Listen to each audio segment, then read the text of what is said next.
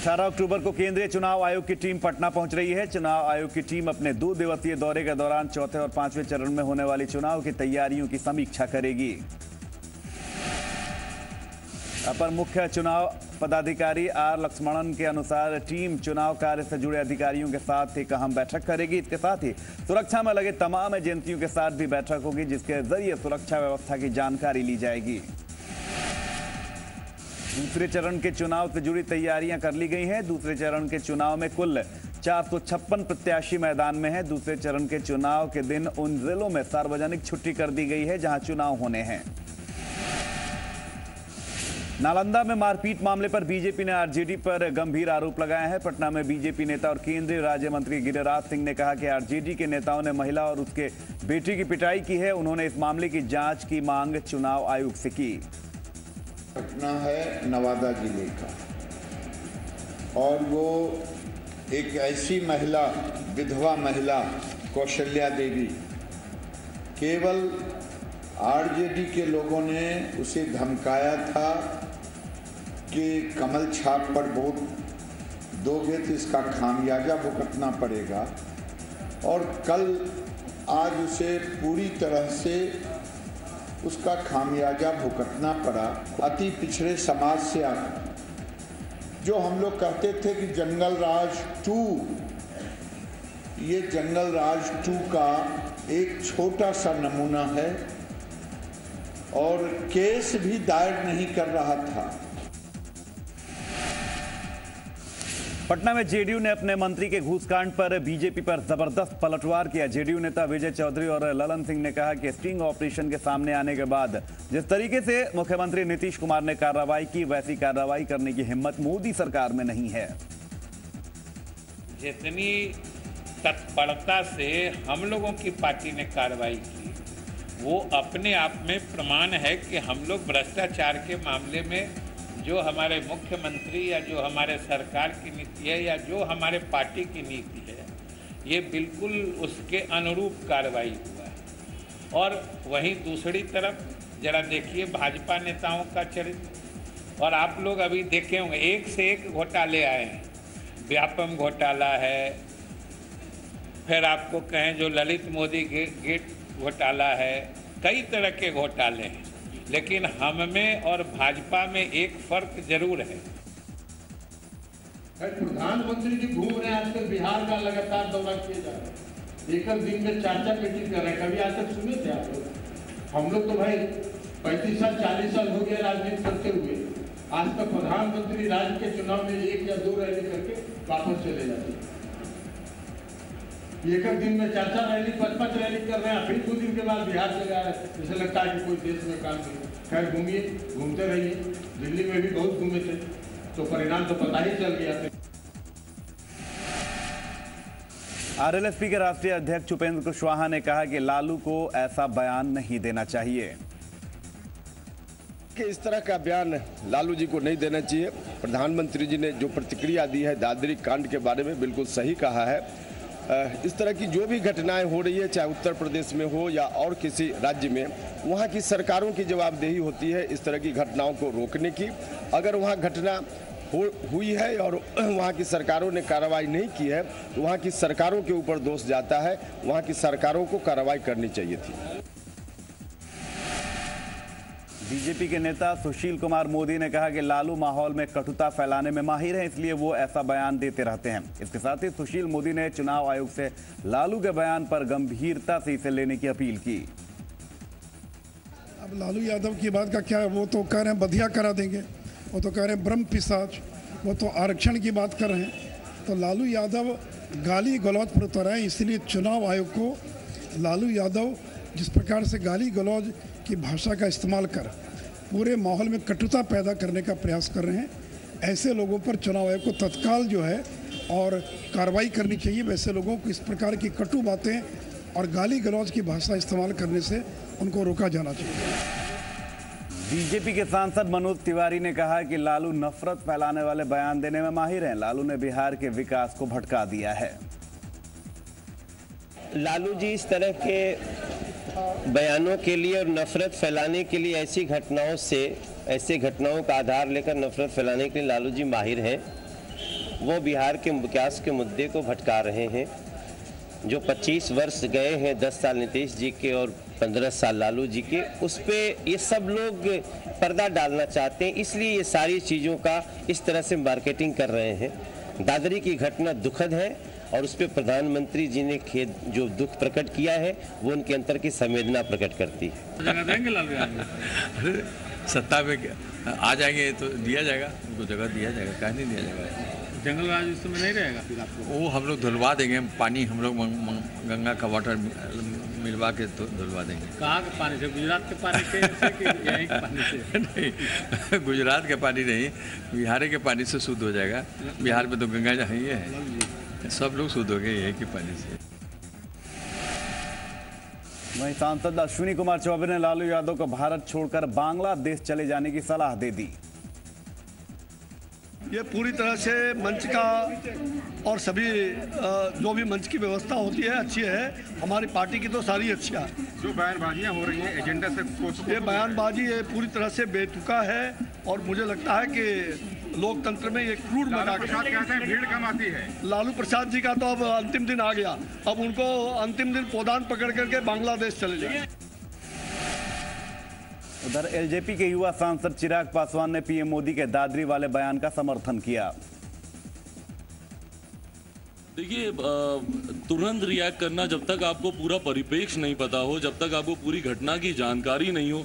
देखिए, हमारे प्रधानमंत्री जी आज की तारीख में जिस पद पर हैं वो भारत के प्रधानमंत्री हैं। उनकी बातों को पूरी देश, पूरा दुनिया उनकी बातों को सुनता है। तो बहुत ज़रूरी है पूरी परिप्रेक्ष्य जानकारी हो। बहुत ज़रूरी है कि ये घटना क्यों घटी, किस क्रम में घटी, उसकी पूरी जानकारी हो। मुझे लगता है जब उचित समय आया प्रधानमंत्री जी ने अपनी बातों को प्रमुखता से रखा है। एलजेपी से टिकट कटने के बाद बेबी कुमारी ने अब बगावती तेवर अख्तियार कर लिए हैं और एलजेपी को सबक सिखाने का उन्होंने संकल्प लिया। बेबी कुमारी ने 12 अक्टूबर को एलजेपी की टिकट पर नॉमिनेशन फाइल किया, लेकिन रातों रात उनका पत्ता साफ कर दिया गया और रामविलास पासवान अपने दामाद अनिल साधु को उन्होंने टिकट दिया। लिहाजा आज मीडिया के सामने बेबी कुमारी फफक पड़ी। रामविलास अपना दिखा दिया, उसका क्षेत्र की जनता इस पर बताए। आप निर्दलीय लड़ने जा रहे हैं? हम एक तो महादलित महिला हूँ। हम महादलित महिला के साथ बहुत बड़ा अपमान किया गया। एक तो मेरे साथ नहीं, पूरे बिहार की महिलाओं के साथ अपमान किया रामविलास। उसका क्षेत्र हमारे बोझा की जनता उसको समझ सिखाएगी। किस विधानसभा क्षेत्र से हैं? बीजेपी के नेताओं ने मुख्य निर्वाचन पदाधिकारी से मिलकर कल बिहार शरीफ में अजय देवगन के कार्यक्रम के दौरान हुई भगदड़ की जांच कराने की मांग की। बीजेपी नेताओं का मानना है कि प्रशासनिक लापरवाही के चलते ये घटना घटी। मैं जिस प्रकार से अजय देवगन की सभा के पहले जिस प्रकार से प्रशासन ने पूरी कुव्यवस्था को बनाने का काम किया, उस विषय को लेकर हम आज इलेक्शन कमीशन में मिलने आए थे। हमारे साथ पूरा डेलीगेशन था और हम लोगों ने स्पष्ट कहा है कि उस पूरे कार्यक्रम के दौरान ये स्पष्ट नज़र आया कि प्रशासन ने उस तरह के हंगामे कराने में सहयोग किया। वहीं चौथे चरण के लिए नामांकन के अंतिम दिन आज मधुबन विधानसभा क्षेत्र के जेडीयू प्रत्याशी के रूप में शिवजी राय ने अपना नॉमिनेशन फाइल किया। नामांकन के दौरान जेडीयू के राष्ट्रीय अध्यक्ष शरद यादव और राज्यसभा सांसद कहकशा परवीन भी मौजूद रहीं। उधर मधुबनी के हरलाखी विधानसभा क्षेत्र से एनडीए के प्रत्याशी बसंत कुशवाहा और बेनीपट्टी विधानसभा क्षेत्र से विनोद नारायण झा ने अपना नॉमिनेशन फाइल किया। नामांकन के बाद जनसभा का आयोजन किया गया। बीजेपी के बिहार चुनाव प्रभारी अनंत कुमार ने जनसभा को संबोधित किया। इस मौके पर उन्होंने जनता से कई वादे भी किए। मधुबनी के हरलाखी से महागठबंधन के प्रत्याशी शब्बीर अहमद ने नॉमिनेशन फाइल किया। वहीं बेनीपट्टी विधानसभा क्षेत्र से कांग्रेस के उम्मीदवार भावना झा ने पर्चा दाखिल किया। सहरसा विधानसभा से बीजेपी के उम्मीदवार आलोक रंजन, सोनवर्षा से विधानसभा से एलजेपी की सरिता पासवान, सोनवर्षा राज्य विधानसभा से जन अधिकार पार्टी के मनोज पासवान और महिषी विधानसभा से आरएलएसपी के चंदन बागची और महिषी से बीजेपी के बागी सुरेंद्र यादव निर्दलीय ने बड़े ही तामझाम और लोगों के बड़े हुजूम के साथ आज अपना नॉमिनेशन फाइल किया। 16 अक्टूबर को होने वाले मतदान के लिए औरंगाबाद जिला प्रशासन ने पूरी तैयारी कर ली है। जिला प्रशासन ने कहा कि जिले में निष्पक्ष, निर्भीक और शांतिपूर्ण चुनाव के लिए टीम तैयार हो चुकी है। इधर 5वें चरण में होने वाले सुपौल जिले के 2 विधानसभा सुपौल और पिपरा इलाके से आज बीजेपी और महागठबंधन के उम्मीदवारों ने अपना नॉमिनेशन फाइल किया। सुपौल विधानसभा इलाके से महागठबंधन के उम्मीदवार के रूप में जदयू के कद्दावर नेता सह काबीना मंत्री विजेंद्र प्रसाद यादव ने अपना नॉमिनेशन फाइल किया। बीजेपी के उम्मीदवार के रूप में आए किशोर कुमार मुन्ना ने अपना नॉमिनेशन सुपौल विधानसभा क्षेत्र से फाइल किया, तो दूसरी तरफ पिपरा विधानसभा इलाके से बीजेपी के कद्दावर नेता सह पूर्व सांसद विश्वमोहन कुमार ने अपना नॉमिनेशन फाइल किया। सभी उम्मीदवारों ने जीत का दावा किया। आरजेडी प्रवक्ता मनोज झा भी बीजेपी के प्रचार प्रसार की शिकायत करने चुनाव आयोग के कार्यालय पहुंचे। बीजेपी आचार संहिता का उल्लंघन कर रही है, ऐसा उन्होंने आरोप लगाया। झारखंड में बीजेपी किसान मोर्चा प्रदेश में सुखाड़ की वास्तविक स्थिति आंकड़ों के साथ सरकार को सौंपेगी। प्रदेश किसान मोर्चा के अध्यक्ष के अनुसार प्रदेश में सुखाड़ की स्थिति है, जिसके चलते किसान पलायन को विवश हो चुके हैं। वहीं रांची में महिला और समाज कल्याण मंत्री आज जनता दरबार उनका लगा, जहां गुड्डा की रहने वाली अजनतिया देवी फरियाद लेकर पहुंची। अजनतिया देवी की शिकायतों को लुइस मरांडी ने काफी ध्यान से सुना और शिकायत दूर करने का भरोसा भी दिलाया। अजनतिया की शिकायत थी कि गुड्डा के डीसी हर्ष मंगला के सामने जब उन्होंने अपनी मांग रखी तो उन्होंने अजनतिया देवी के साथ बदसलूकी की।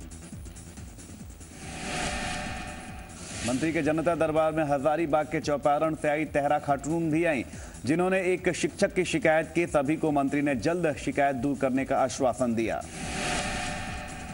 लातेहार के एक स्कूल भवन को उड़ाने की घटना के बाद पुलिस ने सर्च अभियान तेज कर दिया है, जिसके बाद पुलिस ने भाकपा माओवादी के सदस्य लालदीप गंजू को धर दबोचा।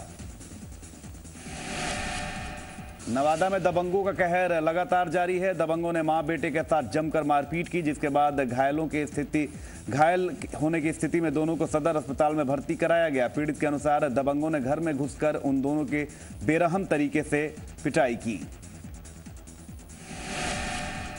पटना सिटी के सुल्तानगंज थाना इलाके में एक कमरे में बंद बोरे में कई टुकड़ों में कटा हुआ एक शव बरामद किया गया। शव की शिनाख्त नवादा निवासी छात्र अजय कुमार के रूप में की गई है। मौके पर पहुंची पुलिस ने मृतक के कमरे से शराब की बोतलें भी बरामद की। हालांकि पुलिस मामले की जांच में जुटी हुई है। इधर गुमला में उरांव कॉलेज के प्रभारी प्रिंसिपल के ऑफिस में घुसकर तीर धारदार हथियार से उनकी हत्या कर दी गई, जिसके बाद उनको सदर अस्पताल पहुंचाया गया, जहां डॉक्टरों ने उन्हें मृत घोषित किया। पुलिस हत्या के आरोपी छात्रों को गिरफ्तार कर लिया है। गिरफ्तार आरोपी के पास से तीर धारदार हथियार भी बरामद किया गया। घटना से आक्रोशित लोगों ने शहर के टावर चौक को जाम कर दिया। दानापुर के मनेर से 2 दिनों से लापता ऑटो चालक सोनू का शव आज बरामद किया गया। पुलिस ने शव दीघा के पास गंगा नदी से बरामद किया। हत्या के विरोध में परिजनों ने मनेर के NH 30 को आज जाम कर दिया। महालेखाकार भवन से गिरकर एक सीनियर ऑडिट ऑफिसर की आज मौत हो गई। मृतक ऑफिसर का नाम HK वर्मा है। फिलहाल यह स्पष्ट नहीं हो सका है कि ऑफिसर की मौत किन परिस्थितियों में हुई। बक्सर में तालाब में डूबने से 4 बच्चों की आज मौत हो गई। घटना इलाके के सिकरौल थाना क्षेत्र के कंजिया धाम की है। महंत शिवशंकर उपाध्याय के मरने के बाद भंडारे का आयोजन किया गया था, लेकिन जिसमें भाग लेने के लिए इलाके के आसपास के गांव से लोग जुटे हुए थे। वहां से लौटते वक्त सभी 4 बच्चे नहाने लगे, जिस दौरान ये हादसा हो गया। मृतक सभी बच्चों की उम्र 8 साल से लेकर 12 साल के बीच बताई जा रही है। खूंटी पुलिस ने दुर्गा पूजा और दूसरे त्योहारों को लेकर सुरक्षा के बाबत अपनी कमर कस ली है। प्रशासन की ओर से खूंटी के नेताजी चौक, भगत सिंह चौक समेत कई चौराहों पर CCTV कैमरे लगाए गए हैं। पहली बार सार्वजनिक स्थलों पर प्रशासन की ओर से CCTV कैमरे के जरिए विधि व्यवस्था पर नजर रखने की कार्रवाई की जा रही है। इसके लिए जगह जगह पर कई छोटे छोटे कंट्रोल रूम बनाए गए हैं, जबकि मुख्य कंट्रोल रूम SDPO कार्यालय में बनाया गया है। SDPO ने दावा किया कि शहरी क्षेत्र में लगाए जा रहे कुल 28 कैमरों के जरिए वहां पूजा में होने वाली भीड़भाड़ को सुरक्षित रखने में प्रशासन को मदद मिलेगी, तो वहीं अपराधियों की गतिविधियों पर भी पैनी निगाह रखी जा सकेगी। बोकारो के सेक्टर 12 में पुलिस ने चोर गिरोह के 2 शातिरों को गिरफ्तार किया। मनोज कुमार चौधरी और शन्नी कुमार की तलाश पुलिस को लंबे समय से थी। अपराधियों के पास से भारी मात्रा में चोरी के सामान बरामद किए गए। पुलिस ने लैपटॉप, टैबलेट और चाकू भी बरामद किया।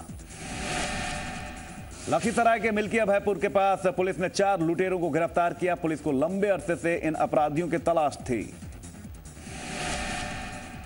पुलिस के अनुसार 13 अक्टूबर को लुटेरों ने एक बाइक की चोरी की। लुटेरों ने नकद पर भी हाथ साफ किया, जिसके बाद पुलिस में इसकी शिकायत की गई। तफ्तीश के बाद पुलिस ने सभी अपराधियों को गिरफ्तार किया।